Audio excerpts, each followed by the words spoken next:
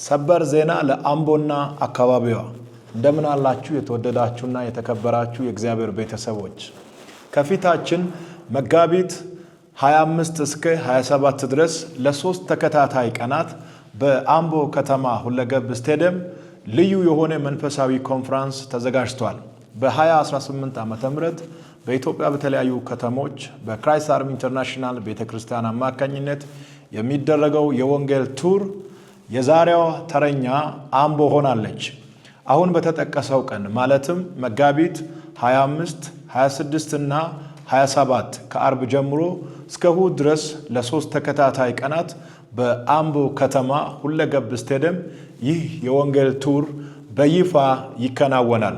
በእነዚህ ሶስት ተከታታይ ቀናት ለታመሙት ይጸለያል፣ ለታሰሩት በጌታ በኢየሱስ ክርስቶስ ስም ባለው ኃይል መፈታትና ነፃ ማውጣት ይሆናል። በኢትዮጵያ በተለያዩ የክልል ከተሞች የምትገኙ ቅዱሳን በሙሉ ከመጋቢት 25 ጀምሮ እስከ 27 ድረስ በአምቦ ከተማ ሁለገብ ስቴዲየም በተዘጋጀው መንፈሳዊ ክሩሴድ በዕለቱ በስፍራው በመገኘት ከኛ ጋር የእግዚአብሔርን ጸጋ እንድትካፈሉ ሁላችሁም ተጋብዛችኋል። በጣም የምወዳችሁና የማከብራችሁ የአምቦ ከተማ ቅዱሳን የእግዚአብሔር ልጆች ይህንን ቀን በጉጉት በመጠባበቅ ለኮንፈረንሱ እየጸለያችሁ እንድትቆዩና ቤተሰቦቻችሁና ጓደኞቻችሁን በመጋበዝ በዕለቱ በስፍራው እንድትገኙ በድጋሚ ተጋብዛችኋል። ልንመጣ ነው። ይሄ መልእክት ለሁሉም ሰው ሼር ይደረግ። ከሀገር ውስጥና ከሀገር ውጭ የሚመጡ ብዙ እንግዶች ስላሉ እዛ አካባቢ ያላችሁ የሆቴል የመኝታና የምግብ አገልግሎት የሚሰጡ ተቋማት ከመደበኛው አገልግሎት ሰፋ ባለ ሁኔታ በማዘጋጀት እንግዶቹን እንድትቀበሉ ከወዲሁ አደራላችኋለሁኝ። እግዚአብሔር በእነዚህ ሶስት ተከታታይ ቀናት መጋቢት 25፣ 26 እና 27 በአምቦ ከተማ አስደናቂ ነገር ያደርጋል። በያላችሁበት ዓለም ዳርቻ ሁሉ የእግዚአብሔር ሰላምና ጸጋ ከሁላችሁም ጋር ይሁን። ሻሎም። ኦዱ ገመቺሳ ከራ ወልዳ ክራይስት አርሚቲን ኮንፈረንሲን ሀፉራ ቢዮልሳ ካንታይ በረኩመ ለማፍ ኩደኒ ሰዴቲ ወለይታ ሶዶት ነቀምቴት አዳማፊ መጋላ ሚዛን አማኒት ወልት አኑዳን ካንታስ ፈሚዮታው ዋቀዮፍ ገለኒ ሃታው ከራ ነመሳ ራጂ እዩ ጩፋቲን ሆጂ ጉርጉዳ ሆጀታ ኡፌራ ኩኖ አማስ ዋልዳን ክራይስት አርሚ ቴሌቪዥኒ ክራይስት አርሚ ወሊን ታውዳን ኮንፈረንሲ ሀፉራ ጉዳ ቢዮልሳ ታይ መርሳ ሸነፋዳፍ መጋላ አምቦት ቢቶቴሳ ድግደሚ ሸኒ hanga 27 በረኩመ ለማፍ ኩደኒ ሰዴቲ ስታዲየሚ ግዱገላ መጋላ አምቦቲ ቆጳኤ የሮፊ ሳቲን ሙረሜ ሰብኒ ዋቀዮ ሁንዱ አፌራሜራ ክሩሴዲ ሪቫይቫሊ ካን ሀርኪ ዋቁማ ኢትሙለቱ ከነት ነሚ ጎፍታን ሙዴ ዳቼ ኬናፍ ካስ ከራ ራጂ እዩ ጩፋቲን ሰገሌን ዋቃ ሁምናፊ አንጎ ጉዳን ኒ ለብሰማ ከራ ለብሲ ራጂቲንስ ነሞት ሄዱን ንጀጀባቱ ዱኩባፊ ሂዳንሰ ሸይጣና ከምጀላኑ ሂከምሲ ሂንተአ ፋርፈቶት አፌረመኒ ፊ ባንዲ ሆላጋይስ ወሊን ታኡን ሰገሌን ፋርፈና ፊ ጀጀና ዋቀዮፍ ዳጌሲፍና ሂን ዋቂፈና መጋላ አምቦ ፊ ጉቱ ብየኬኛፍ tokkummaan waaqa kadhanna hubadha bitootessa 25 haga 27 guyyootaan sadaniif jimaata waareen booda sa'aatii 7 kaasee sanbadduraa fi dilbatammoo guyyaa guutuu ni taasifama. Guyyootaan kanneenitti namooti Amboo fi naannawa isii jiraatan hundi ክሩሴዲ ሴና ቀቤሳ ፊ ሪቫይቫሊ ኩን ኬሰኒዳ ነሞት አፌሩዳን አካ ኤባ ከነት ህርማተን ዋልዳን ክራይስት አርሚ ያሚቻ እስኒፍ ዴስቲ ኡልፊና ገረ ኡልፊና ትጅጅራምና ቴሌቪዥኒ ክራይስት አርሚ መልካም ዜና በክራይስት አርሚ ዓለም አቀፍ ቤተክርስቲያን አዘጋጅነት የ2018 ዓመተ ምህረት ሀገር አቀፍ የወንጌል ቱር መርሃ ግብር በወላይታ ሶዶ፣ በነቀምቴ፣ በአዳማና በሚዛን አማን ከተማ በተከታታይ 4 ዙሮችን በማድረግ እግዚአብሔር አምላካችን በነቢይ እዩ ጩፋ አልፎ ለብዙዎች መፈታትና መታነጽ ምክንያት በመሆን ላይ ይገኛል። እነሆ የክራይስት አርሚ ዓለም አቀፍ ቤተክርስቲያን ከክራይስት አርሚ ቲቪ ኢትዮጵያ ጋር በመተባበር 5ኛ ዙር ሀገር አቀፍ የወንጌል ቱር መርሃ ግብር ከመጋቢት 25 እስከ መጋቢት 27 2018 ዓ.ም በአምቦ ከተማ ሁለገብ ስታዲየም ቀን ጊዜና ሰዓት ተቆርጦ ቅዱሳንን ይጠባበቃል።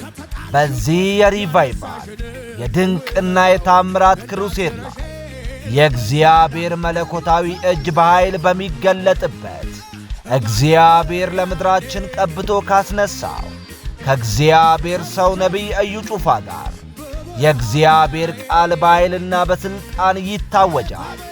የብዙዎች ጥያቄና እንቆቅልሽ በትንቢትና በትንቢታዊ ቃል ይፈታል። ከማንኛውም በሽታና አጋንንታዊ ሥርዓት ነፃ ይሆናል።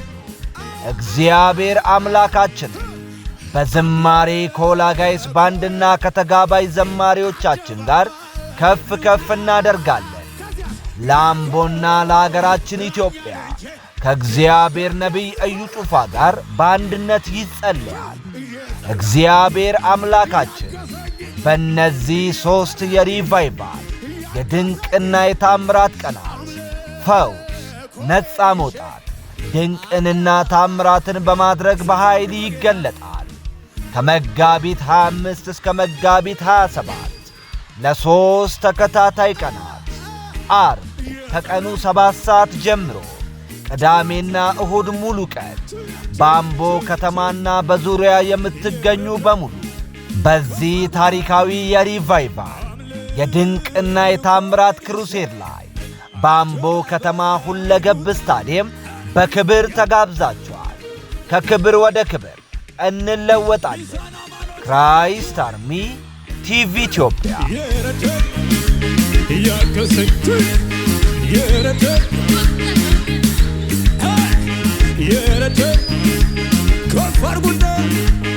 ኢዋሱት ከፋ መልኮነ አባየ ፊት እንዲሱ ሆነ እብደት መስሏት ክብሬ ለመታለ በርፈጀሎች ዛሬ ለማየቴ ሰማይ ለሠራ ምድር ለሠራ ዮያ ኦሮሞን ባሃፍ ዲሃ ካባፍ ኪበጅርተን ክራይስት አርሚራ ኢሲዮ ይፋኔ ዮያ arda fuula keessaan dura kan dhufeef tokkoffaa isin galateeffachuu barbaada. Isin galateeffachuuf isin ajaa'ibsiifachuu barbaada. Isin uummata ajaa'ibaati, uummata dinqiidha. Akkuma kanaan dura beektanu waldaan Christ Army turii wangeelaatiif Oromiyaa keessa bakka garaagaraa socho'aa turre. Yeroo jalqabaatiif waldaan Christ Army turii wangeelaa yookaan imala wangeelaa kagoote Wallagatti magaalaa Naqamtee istaadiyeemii Naqamtee keessatti kan turii wangeelaa goone akkuma isin beektanu Wallaggatti simannaan nuuf taasifame waa ajaa'ibaati. Hundi keessan miidiyaan argitanii jirtanii warri kaan immoo achuma jirtan jedhee yaada.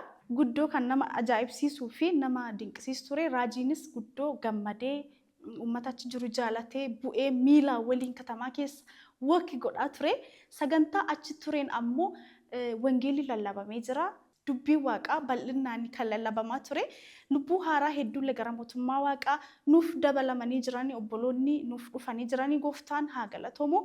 Namooti dhibee garaagaraa keessa jiran dhiibbaa sheexanaa keessa jiranuu gaafa sanii bilisa ba'anii jiranii kan hundi keessan argitanii jirtan. Bifuma wal fakkaatuun gaafa Adaamaa deenne uummati Adaamaa aadaa Oromootiin nyaata aadaa Oromoo qopheessee uffata aadaa Oromoo uffatee babbareedee ba'ee uummata Adaamaa nu simatee jira. Wangeelli akkana jedha nami raajii simatu gatii raajii argata jira.